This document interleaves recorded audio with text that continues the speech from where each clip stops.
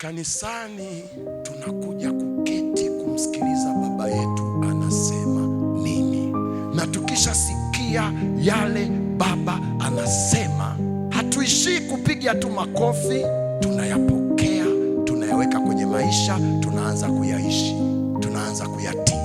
Ndio maana maandiko yanasema kuweni watendaji wa neno, sio wasikiaji, hali mkijidanganya nafsi zenu wenyewe.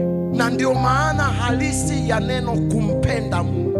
Kumpenda Mungu ni zaidi ya kuingia kanisani. Kumpenda Mungu ni zaidi ya kuhubiri.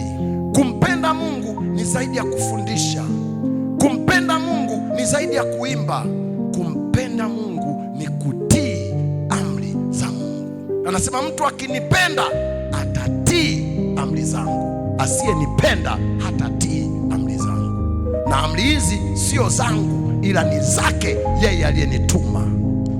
Yaani amri tulizopewa sio tu za Yesu, ni za Baba. Na mtu akimpenda anasema mimi na Baba tutakuja na kuingia kwake na kufanya makao kwake na kujidhihirisha kwake. Yesu haingii kukaa kwako kama hujamtii.